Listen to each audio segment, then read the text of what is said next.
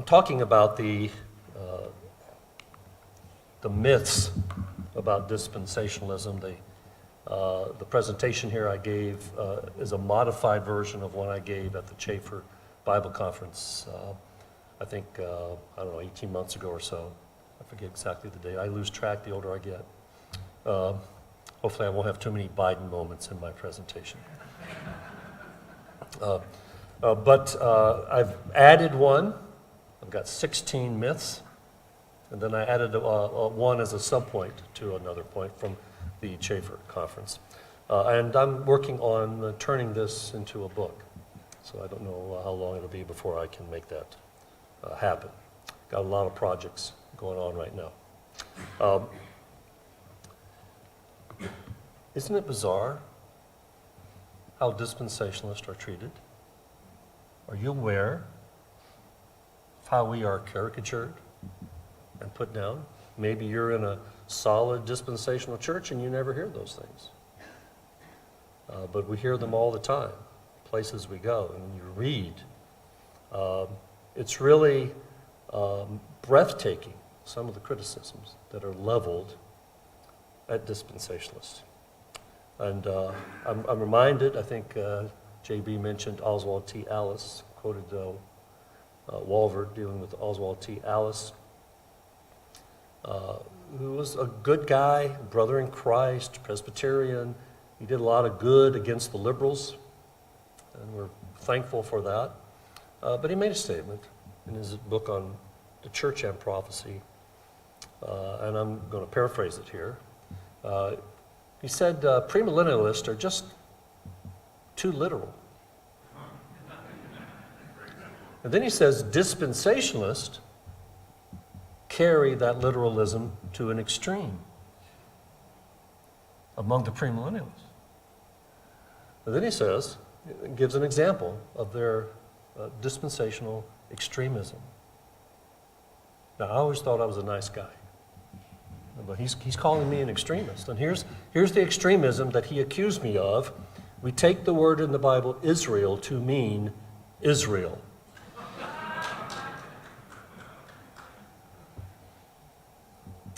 See, they come from a different mindset when they pick up this Bible to read it. And when they say the word Israel, they see C-H-U-R-C-H. And that's unfortunate. It's unfortunate. So let's walk through these together, and some of them will be quick, some of them will not be. We'll have to camp down for a while and deal with these. I hope the notes will be helpful for you, not everything you can jot down. Though some of you, though, are perfectionists, you're obsessive compulsive about note-taking, and just, try to enjoy the ride, okay? Okay, myth number one, dispensationalists only care about eschatology. We're just about the end times. That's all we care about. That's all we talk about. That's everything we're interested in. Do you believe that? I don't think so. In a response, our charts often give the panorama of the ages, not just the end times. You've noticed those charts, right? That's what we're known for, our charts, all of which disagree with each other.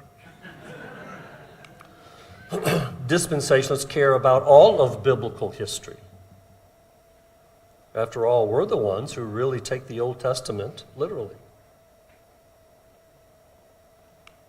Dispensationalists champion salvation by grace alone through faith alone, in Christ alone. We're interested in people coming to Jesus. And I am Jesus-centered in my theology more than gospel-centered. And I understand there's a gospel-centeredness to some things, certainly to some of our ministries that we do. But on the other hand, I'm excited about everything that Jesus has done and will do from creation to his return to make everything right. And in between, there's that awesome event of the cross and the resurrection. which is the basis for future blessing. We believe in all of that. And so we are not just interested in eschatology. But even if we were, there's a passage that I would like our covenant brothers to look at. 1 Peter 1:13, I'm going to give it to you in 3 different translations. King James, wherefore gird up the loins of your mind, be sober, and hope to the end for the grace that is to be brought unto you at the revelation of Jesus Christ. And in context, he's talking about the second coming at the end of the tribulation period. The New King James, wherefore gird up the loins of your mind, be sober, and rest your hope fully upon the grace that is to be brought to you at the revelation of Jesus Christ. NASB, therefore gird your minds for action, keep sober in spirit, fix your hope completely on the grace to be brought to you at the revelation of Jesus Christ. Now, who's he talking to contextually here in this verse? He's talking to people that are under extreme persecution and suffering. And he tells them to fix their hope. He says, hey, things are going to be okay. Jesus is coming. Now, if he tells them to focus on that, then we're not wrong as dispensationalists to have some interest in eschatology. It's allowed. And sometimes there are two extremes. There are people who so afraid of sensationalism, they don't want to get excited about Jesus coming at all. So they don't even talk about it. And then there's the fanatics out there, the sensationalists, that, a twig breaks off in their yard and it's a sign of the end.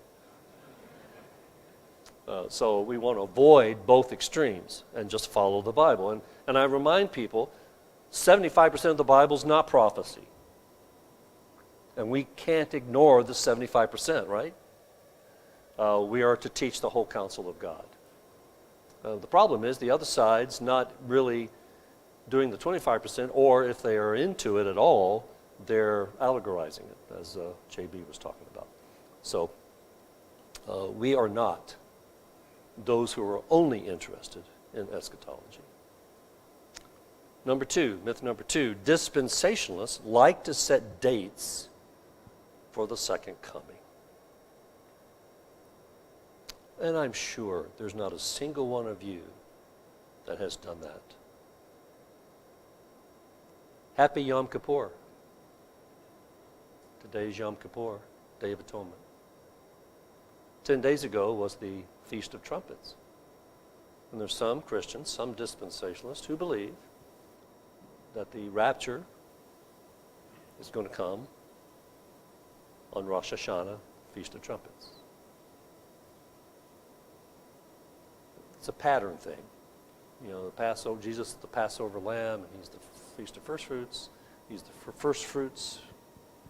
And I told a crowd I was speaking to not long ago in the summer, I said, I want you to be looking up, thinking maybe today, January 1, and not waiting till September, October for the Feast of Trumpets.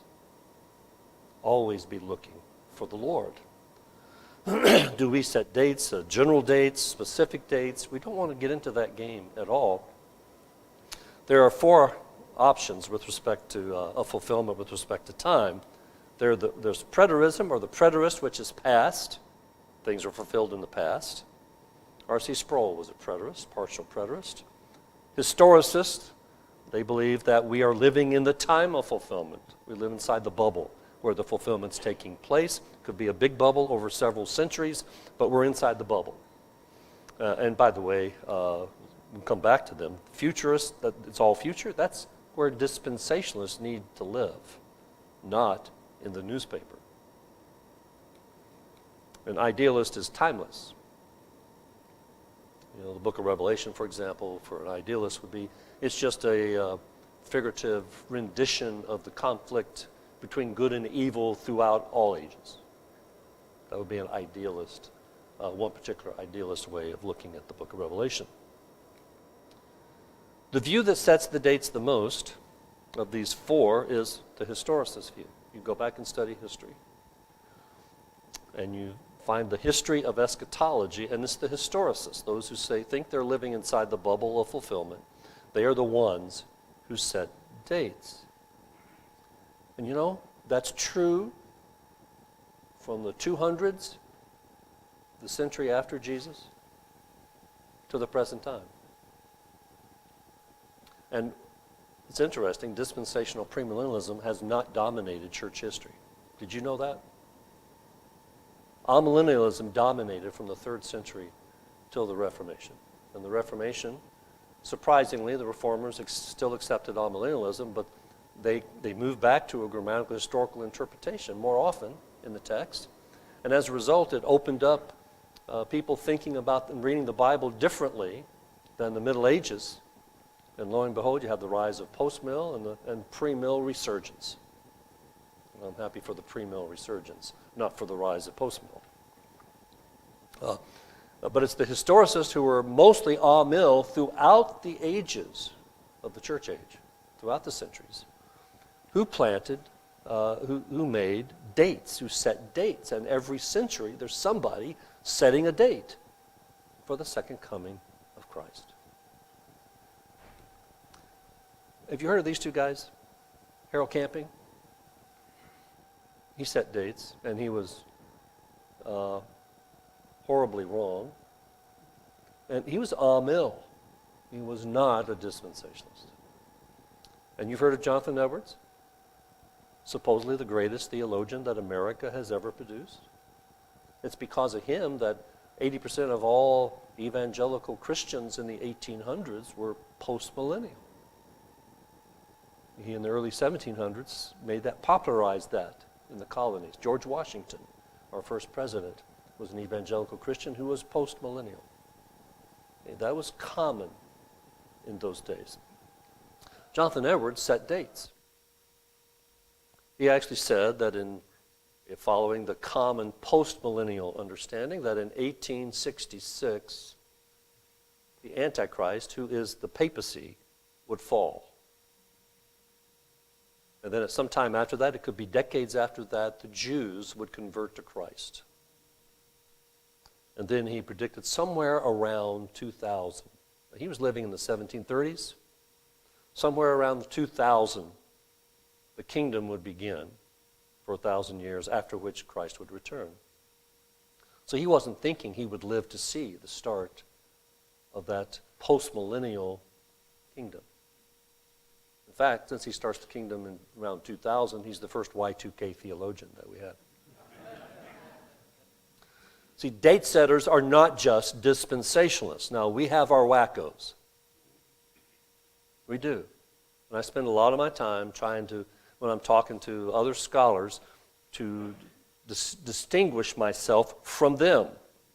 Because in their mind, sometimes they're reacting, their caricature of dispensationalism is them. And that's unfortunate. We are not date setters, and don't you dare go setting dates. Just take all your John Hagee books and throw them away.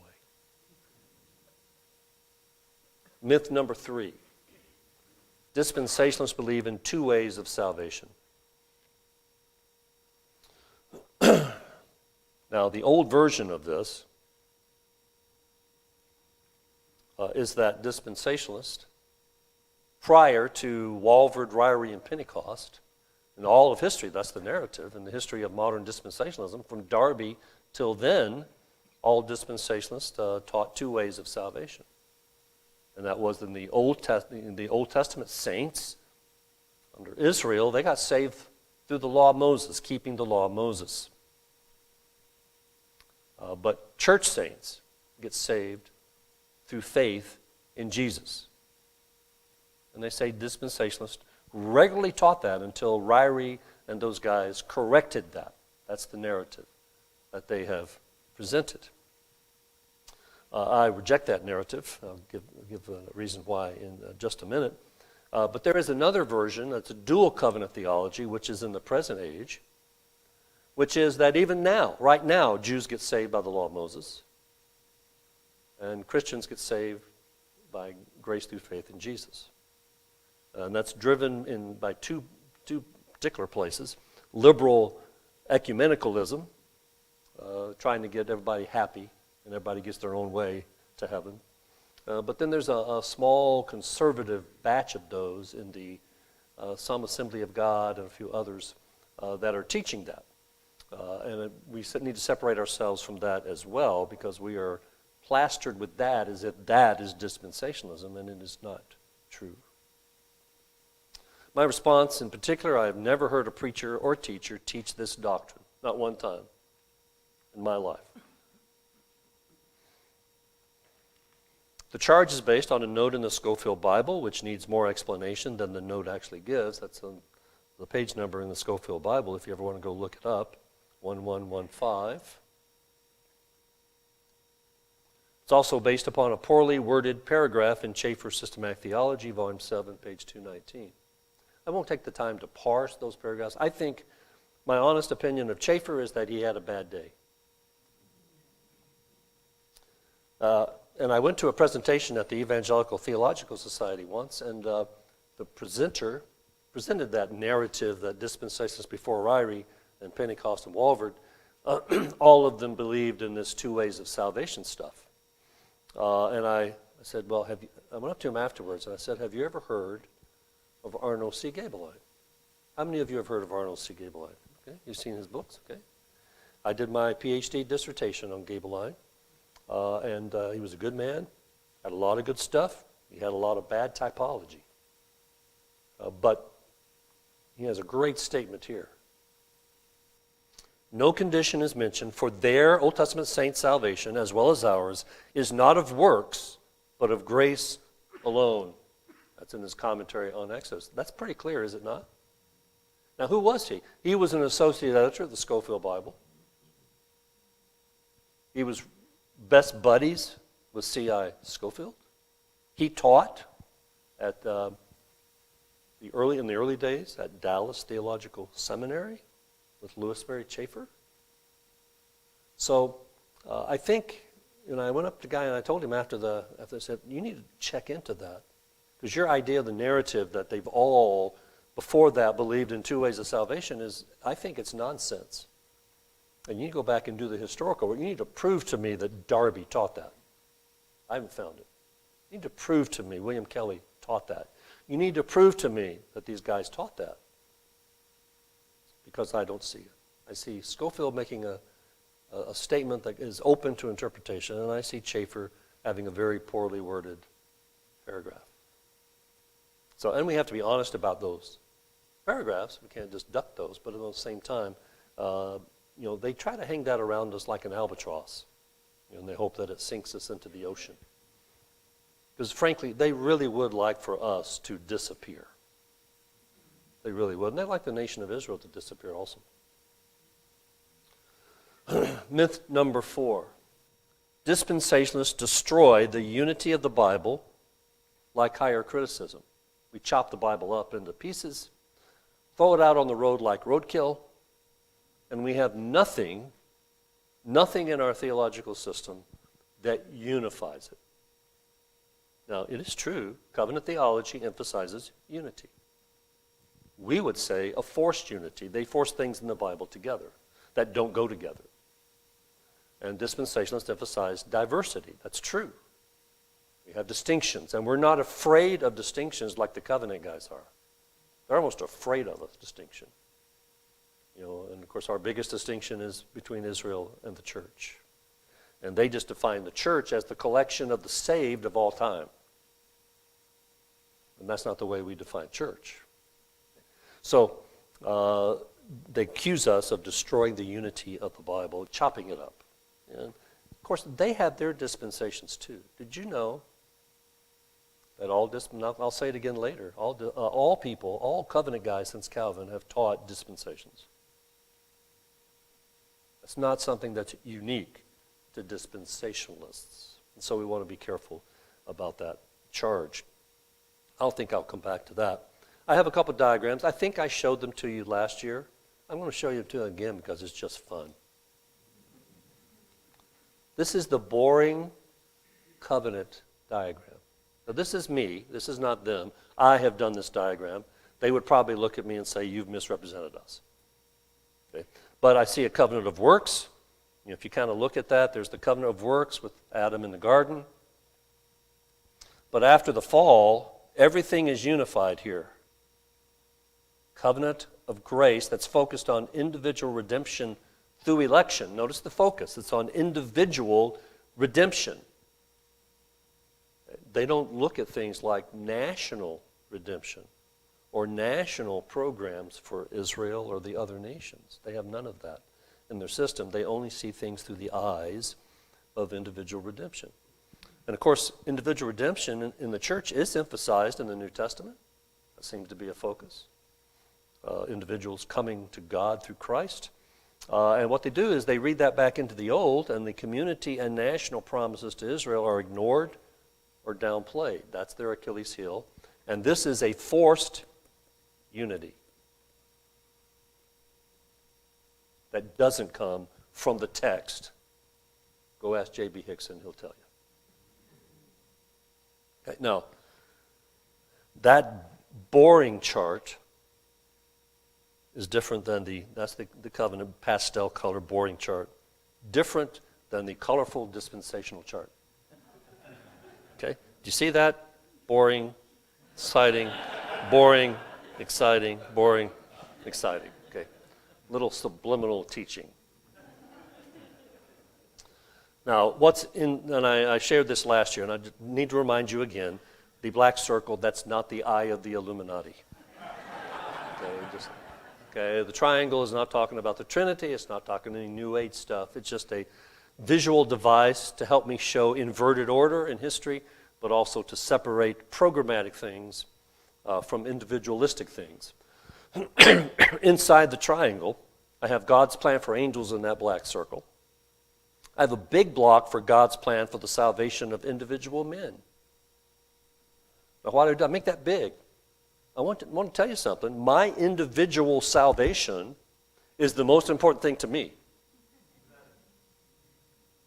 But to say it's the most important thing to God, I mean, he's got a lot going on. That's what this chart is trying to show. Okay?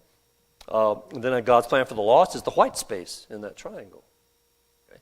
And then outside, you have creation of the world. On the left side, you have creation. Right side, redemption. Creation of the world, creation of the nations, of course, creation of the world ex nihilo. The others are not ex nihilo. But the creation of the nations, then the creation of Israel out from the nations, then the creation of the church, and then the redemption order, the first part, the first launching of the final redemption order for all of these happens in reverse order in history. Rapture of the church, restoration of Israel at the end of the trib, judgment of the nations happens at the end of the trib, and then the redemption of creation, Revelation 21. So you have all these things going on, and what Dr. Ryrie was trying to tell us with his what he called the theme of the Bible is the glory of God. He was saying that it's the glory of God that pulls all of this together. See, and the covenant guys, they say, you just throw it out on the road like it's roadkill and got all these distinctions. No. And notice I didn't word this in a way that has the dispensations. The dispensations are in here. It's part of the philosophy of history as we go along through history, but we've got all of this stuff, and God is doing many things, not just individual redemption, and that better gives his due than covenant theology. That's what I'm trying to say with this diagram. And of course, what are we talking about here? We're talking about the unity. They say we destroy the unity. I don't think so. I think God is showing both unity and diversity. And our great God can do that. I mean, after all, the Trinity is both, right? Trinity is a unity, and the Trinity has got diversity. It's God's nature to have both. And we honor that, and we're not afraid of the distinctions. Okay, just take one more look. Exciting diagram. Okay. Myth number 5. Dispensationalists believe in cheap grace. You've heard that before, haven't you?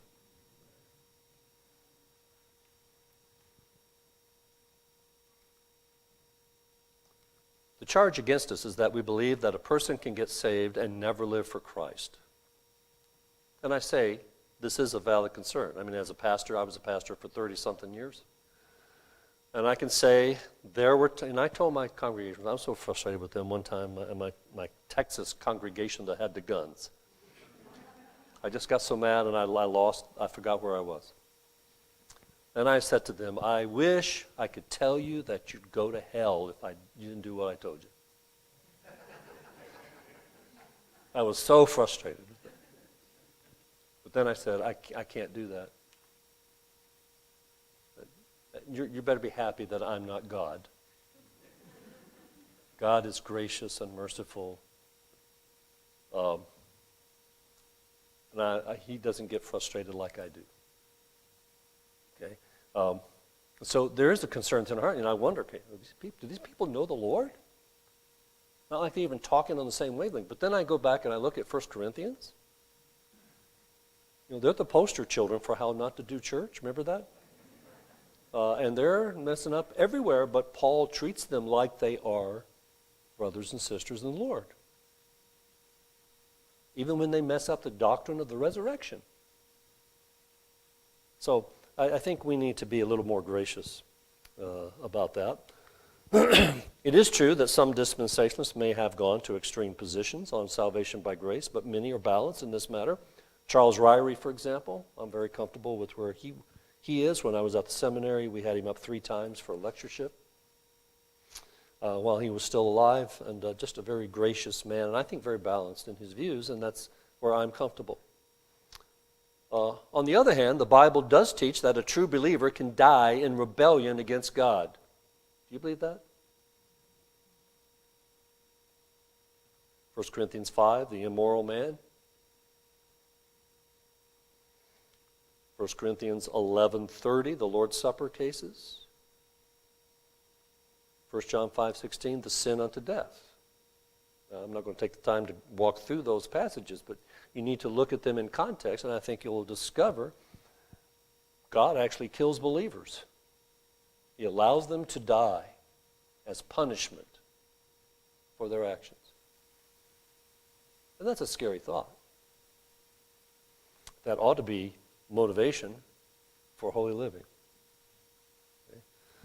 Okay.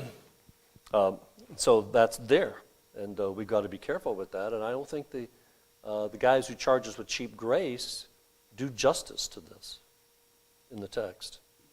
A corollary of this charge is that dispensationalism is intrinsically Arminian. And I don't know if we have any Calminians here or not.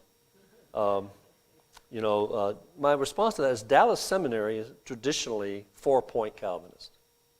That's my alma mater. They're traditionally 4-point. Of course, their students and their professors are all over the map on that question. Grace Seminary, the other big flagship historically in the United States, Grace Brethren Seminary, is traditionally 5 points. Some have said Darby was 5 points. I haven't seen that yet in his writings. But so these guys are wrong when they say it's intrinsically Arminian. Now, Pentecostals, the thing when John Nelson Darby came over to America, he went all over America preaching on 3 different trips, and people liked him. The Baptists liked him, the Pentecostals liked him, the Presbyterians liked him, some of them. You know what they did? They took his eschatology and tacked it onto their own systems. And they called themselves dispensationalists. And Darby hated that. Because he wanted them to, his starting point was ecclesiology. And so he struggled with all those things, but it's improper for them to say that dispensationalism is intrinsically Arminian. I'm one of those guys, I don't want to be called Arminian, I don't want to be called Calvinist. In fact, I'm less than 4 points. Just to have disclosure. If you ask me, do I believe in the 5 solas? Yes. Do I believe in tulip? Some. Okay. Do I believe in lordship salvation? Not at all. Okay. I mean, people give too simplified answers sometimes to these things, and the charge that we're intrinsically Arminian is simply not historically true. Okay? Myth number 6, dispensationalists are too pessimistic about social action. I may have told this story here before, but I Back when I was an aerospace engineer, I was in my cubicle minding my own business. And a young man whose wife shared a cubicle with me, she was on her desk over here, mine here, and he worked in another part of the engineering building. He came over, and she wasn't there. So he decided to sit down and bother me. And they were members of the Sierra Club. You remember that, what that is, Sierra Club? That's the tree huggers. That's the extreme radical environmental wackos. Okay. And he struck the conversation up. You know, you Christians are why we have pollution. I've been accused of other things before, but never the reason for pollution. And I said, that's interesting. I'll bite. Why is that? And he went to Genesis 1, 26 to 28. You say that gives you a right to rape the planet. And then second one he said is, you believe that Jesus is coming. You don't want to fix anything. In fact, you want it to get worse and worse and worse, so he'll come back. And so you just sit on your hands and you don't want to fix anything. So you let pollution get bad. That's the way a lot of people think out in the real world. And they don't get it. So we're pessimistic. We don't want to do anything about it. Okay. I would say this, dispensations are pessimistic about mankind's ability to overcome social problems like racism because they are sin problems. The government is not going to solve this problem. Ever. In fact, to be honest with you, government solves very few problems. It creates far more problems than it solves. Okay, that's my opinion. Dispensationalists are optimistic about God's plan for history to deal with sin and all the problems that mankind has created. In other words, we're realistic. But that doesn't mean we're not going to take care of people in social ways. The Friends of Israel, as an organization that I work for, started as a relief organization to get the Jews out of Nazi Germany in 1938. And right now, we have 2 relief centers in Poland for Jewish refugees coming from Ukraine. And we're sending truckloads of materials into Ukraine, including Bibles, clothes, food, all the things that they need, medical equipment. Why? Because we love them. And that's enough. We don't need to come have some theological bugaboo to decide what to do there. We just love them and try to help them. So we're pessimistic about man's efforts, optimistic about God's efforts. But through his help, we can do many good things. Myth number 7. Dispensationalists throw away the 10 Commandments. Do you believe that? Have you heard that before? We throw away the 10 Commandments. A lot of dispensationalists couldn't even name the 10 Commandments. So maybe they throw them away in that sense. All Scripture is applicable, 2 Timothy 3:16 and 17. So we apply the Old Testament as wisdom application, but not as a direct law code to our lives today. The law is dead in that sense. It's obsolete, Hebrews 8 tells us. But there is a right use of the law, as Paul told us.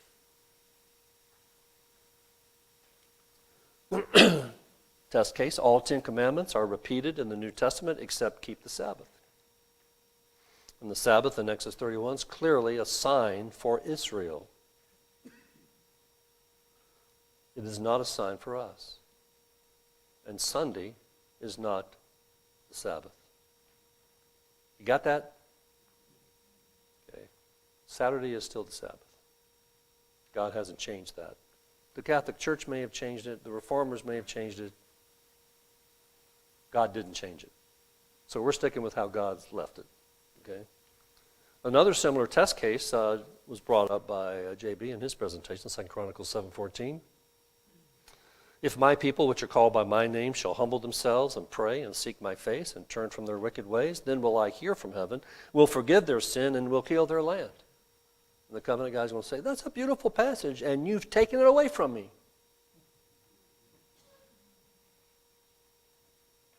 I want to be able to say that's true about the church in America and apply it to heal the land in America, heal our country. But the context of this, of course, is the rededication or the dedication of the original Solomon's temple. It's entirely Jewish, or what we call Jewish context, or Israelite context, Hebrew context.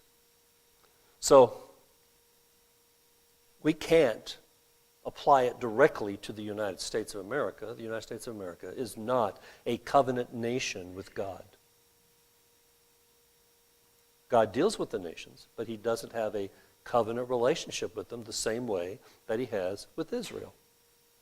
We accept that based upon the Bible, and that's okay. It's not that he hasn't given us any blessings. You know, people are worried about that. Well, you know, we need to have as many blessings as the Jews. Well, God gives you your blessings. Be happy with what the blessings are that he gives you. Now, again, it has an application to us. We learn from this the kind of God that we have, don't we? And we learn that he is pleased when people want forgiveness and when they turn to him. So there's some things there, and we can make some applications, but we cannot grab the covenant context of that passage and force it into our own. So that's what I mean. We've got to be careful about that. We're not throwing it away. We have application of it, but we also are interpreting it properly in its own context. Now, I once gave a paper in a PhD seminar at Dallas Seminary. Had about 8 students in the class, and at the end of the semesters, we would give our papers toward the end of the semesters in class. And all the other students plus the professor would chew on us about our paper. You know, it was kind of a public chewing. Okay. And I gave my paper. It was on dispensationalism, theological method, and the essence of dispensationalism. There were about 3 covenant guys in that class, and the other 5 were dispensationalists or didn't know what they were. And in the Q&A after my paper, I made a statement that got the covenant guys visibly angry at me. I mean, visibly angry at me. Now, look at me. I'm a nice guy. I was taken aback by their anger, and what was their anger about? I made this statement. You could have written a systematic theology book in 75 BC. I could have taken all the revelation God had given from Genesis through the end of the Old Testament. I could follow the Hebrew order if I want and end up with 2 Chronicles or Malachi following the English order. Just go through it and build up what it says in biblical theology and systematize it and do all that we do with our theology and then present it. Now, it's going to be incomplete, of course, right? Because we don't have the New Testament yet, and we'll add some. In fact, right now we're incomplete because when Jesus comes, do you know something? It's going to be a highly revelatory event. And we're going to grow after he comes. Okay? So our knowledge is going to be increasing. They couldn't handle that, though. You could write a systematic theology book in 75 BC. Why? Because their starting point hadn't arrived yet. Their starting point is the New Testament. They start with the New Testament and read back into the Old. So they didn't have the starting point. So how could you do systematic theology? And they were irate about it. And that day I learned how strongly that's ingrained in their approach and how different they are than us. Well, we're not throwing away those things in the Ten Commandments.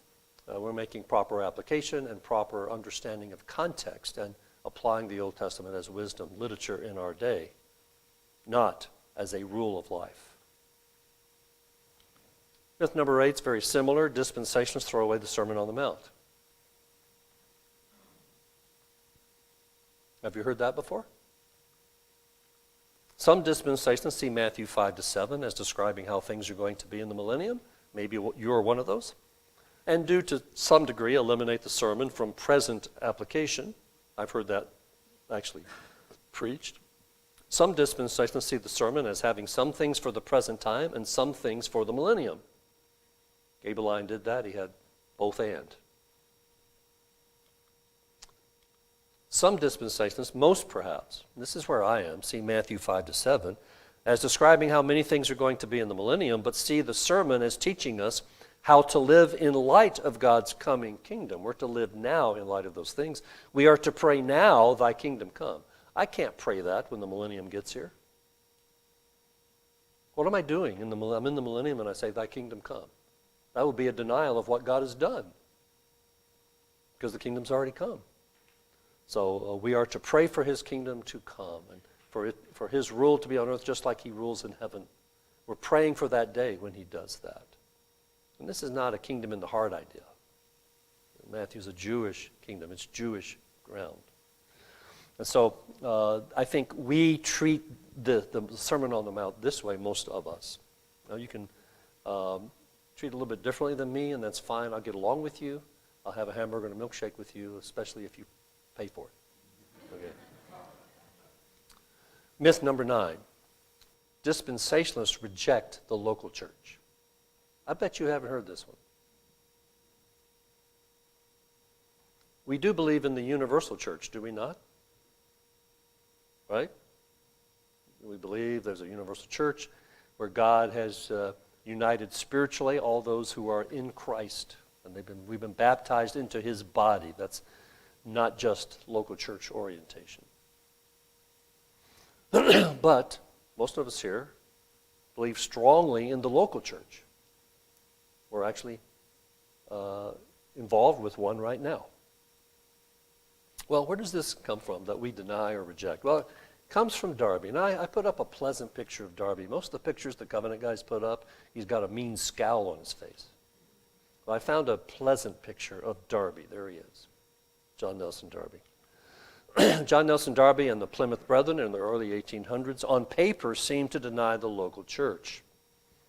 In fact, they denied leadership in the church. In fact, they were on paper, they were Congregationalists on steroids.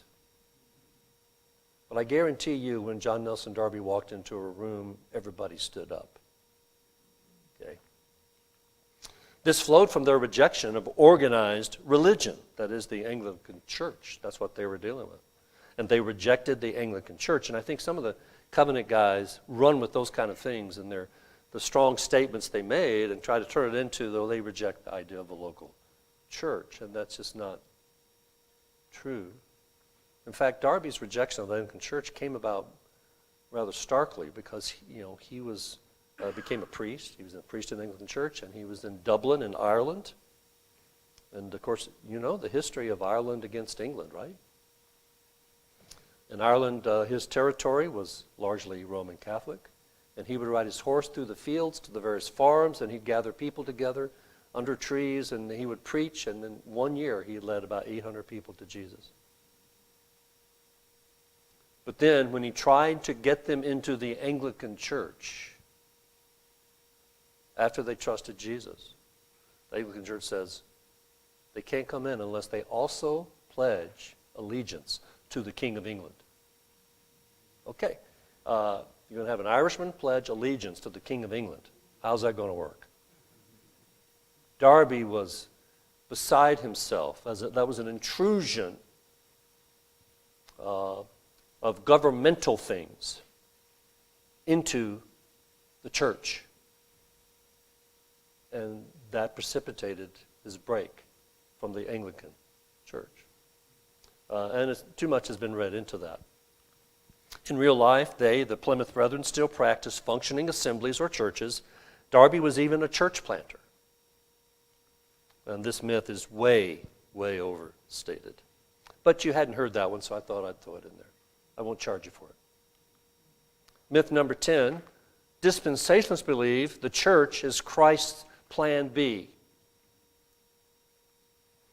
J.I. Williamson, in his commentary on the Westminster Confession of Faith, is especially articulate in this matter. He says dispensationalists believe this. Jesus came to preach to his people, came to his own, and his own received him not. The Jews rejected him. Oops, he wasn't expecting that. Therefore, he was forced to go do something else, i.e. the church, until such time when he'll come back and finally the Jewish people will accept it. So now, does J.R. Williamson, who writes that way, does he really believe that's what we believe? I think he does. And he views us as attacking the sovereignty of God. But he's absolutely wrong about that. This little chart here, I do hold loosely to the pre-patriarchal dispensations, but I only had room for 4 here on my diagram. We have promise, law, church, kingdom. In the church age, we sometimes use the word parenthesis. For that is in God's plan with Israel. I think Schaeffer used the word intercalation. I think I'd use parenthesis because nobody knows what intercalation means. Well, what is a parenthesis from? See, they think, that there's, God's plan B is below the line. Plan A is above the line. You guys are all about Israel. You're not about the church. I don't know. I pastored a church for 30-something years. I think I'm about the church. Dennis Roxer pastored this church for 40 years. I think he's about the church. I think they totally misconstrue this. And the point is, what we see unity in God's overall multifaceted plan throughout history. But the church falls out relative to God's plan with Israel. Israel is set aside that's where the parenthesis is. They're set aside for a time in judicial blindness. Paul explains that in Romans 9 through 11. So promise, law, and the church below the line is not part of God's plan with Israel. So there is unity overall. So again, I don't think they understand this at all. Myth number 11. And you may not have heard this. Dispensationalists are the cause of ongoing violent conflict in the Middle East. You are a nasty bunch of people. Have you heard this one before? Okay, let me give you some teaching from Bruce Waltke. It's a covenant view. Bruce Waltke is a covenantalist. His book at Old Testament Theology, pages 558 and 59. I've put the paragraph he gives here is a paragraph. I'll put it in bullet form, though, to grab the points more easily. First, the survival of the United States depends upon rejecting the dispensational understanding of the land of Israel. Does that make sense to you? The U.S. will not survive if we continue the way we are. If dispensationalism is embraced, whatever. I don't know that Biden is embracing dispensationalism. Have you heard him make a statement about that? He would certainly mispronounce it. Dispensationalists treat the Arabs as Canaanites to be conquered.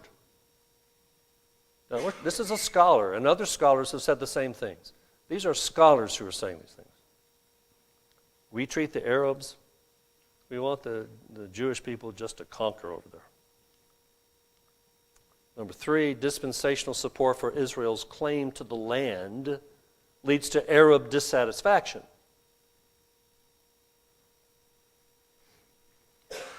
Number 4, dispensationalism therefore helped lead to 9/11 and may help lead the U.S. to a tragic future. So, dispensationalism influenced our government to be supportive of Israel. So Israel has strengthened and oppressed the Arabs, and so the Arabs hit back against the United States in 9/11.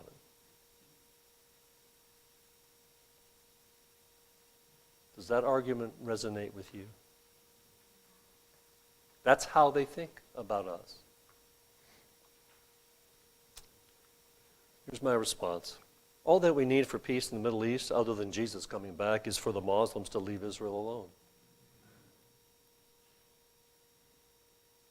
It's hard for them because of their religion to leave Israel alone. Some are beginning to do that with the peace treaties that have been made with others for economic reasons. There are 2 million Arab citizens who live in Israel, almost 2, it's like 1.8, 1.9 million, I rounded to 2 million, who live in Israel, mostly satisfied with the nation and not interested in living in the Palestinian Authority. They're better off in Israel. To be fair, if covenant teachers, and I want you to follow me carefully on this, if covenant teachers accuse dispensationalists of causing lack of peace in the Middle East, it would be appropriate to charge covenant teachers with fomenting anti-Semitism with their replacement theology.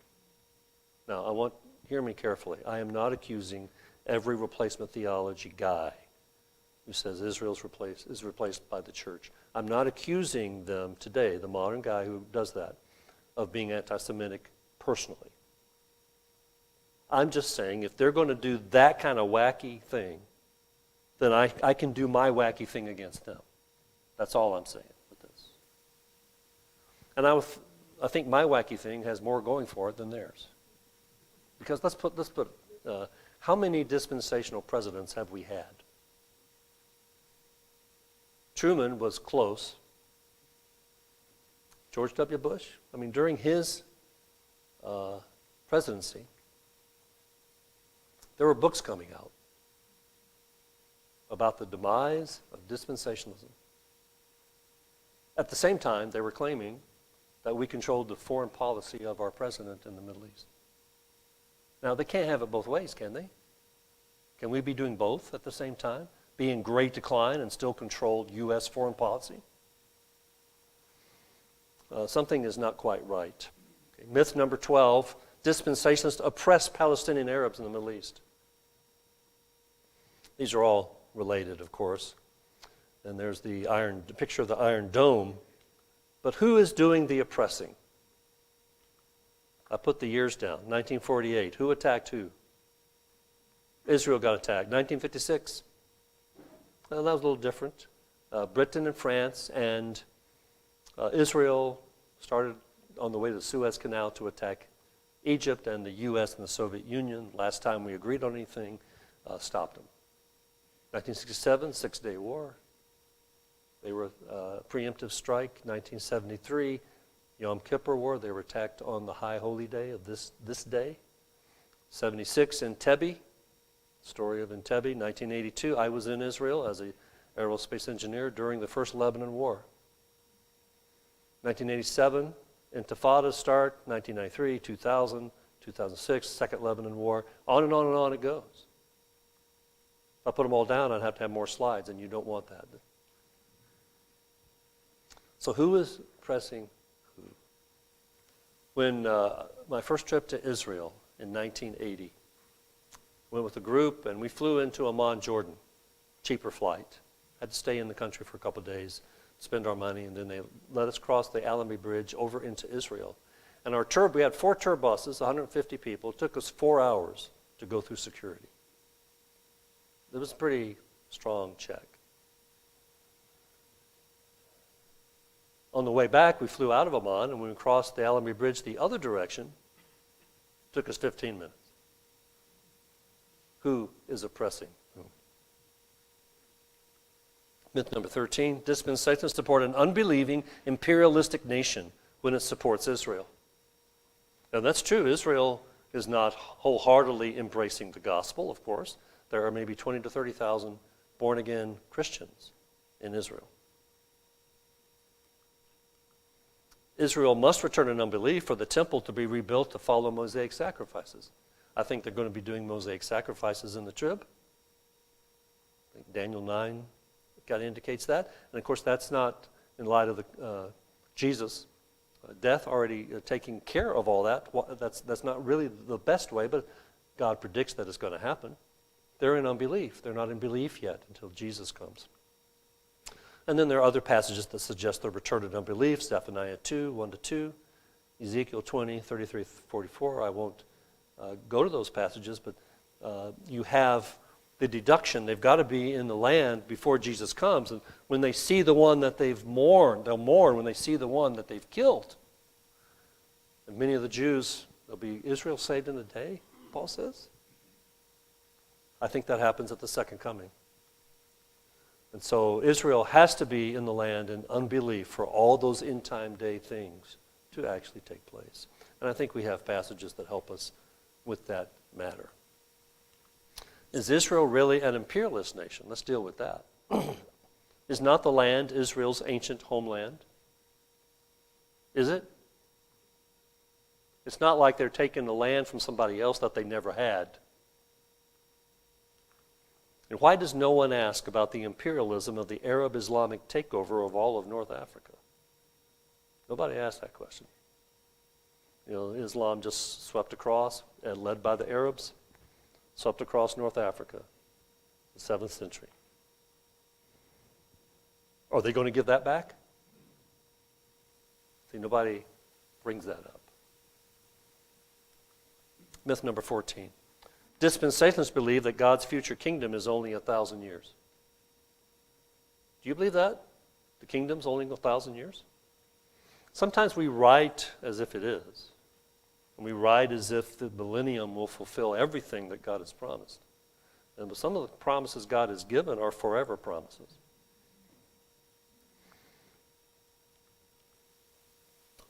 But a little later, there followed the Chiliast, premillennialist, who limited the reign of Christ to 1,000 years.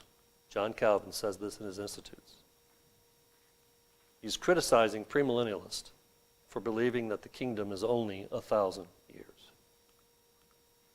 Now, their fiction is too childish either to need or to be worth a refutation. That's why he refutes it.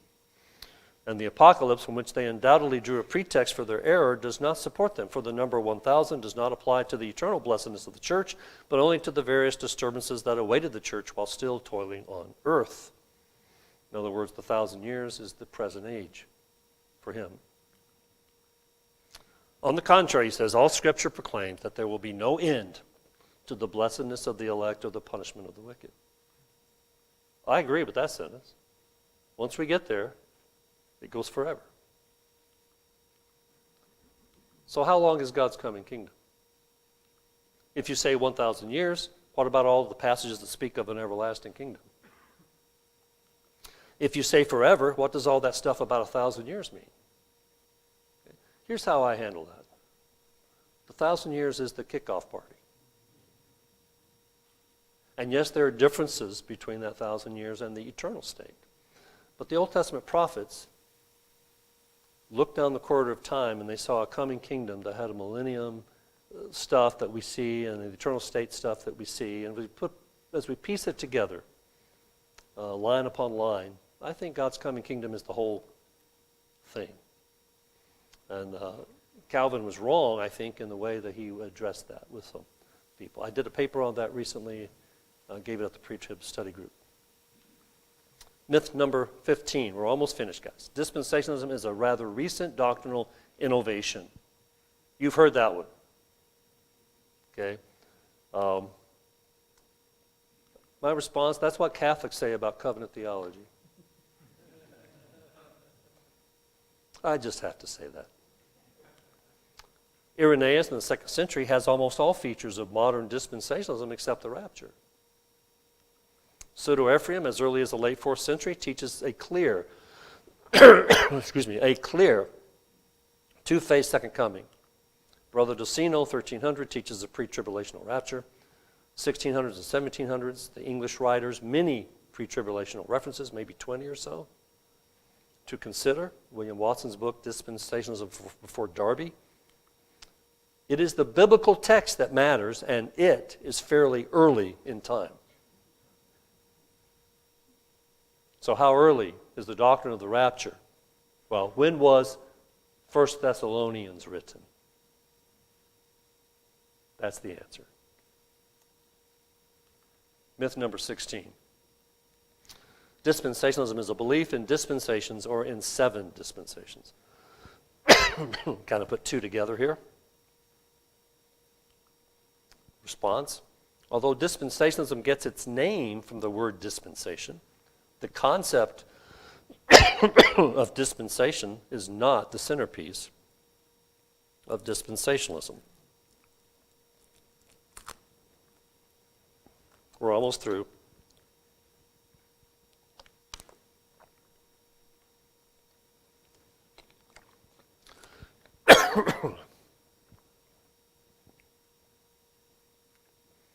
Every covenant theologian, I said this earlier, since Calvin has believed in the concept of dispensations.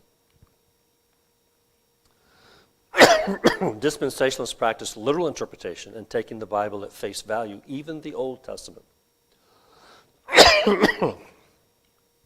As a result, we hold to a distinction between Israel and the church. Those are the things that drive us, literal interpretation and this distinction. Not how many dispensations do you have. Is dispensationalism the most caricatured approach to the Bible? Among evangelicals, the answer is yes. Why does it matter? It takes God's word at face value. It practices inductive Bible study. We're practically the last place that does that. It allows the Old Testament to stand on its own for its own interpretation. It honors the progress of revelation. And it allows you to understand the greatness of God through his multifaceted plan through history. So as we read the Bible and we take it, people throw a lot of stuff up on the wall against us. But we have answers. And there may be some further questions that we have to deal with and those kind of things. But like I said, I plan on writing a book on this. I'll try to get it out there to help pastors especially answer all these claims. And of course, the book will have a little more explanation than I can give in a short presentation like this. Let me pray to end. Thank you, Lord, for our time together, and I ask for your blessing upon these things. Help us to think these things through and continue to consider them for your sake. In his name we pray. Amen.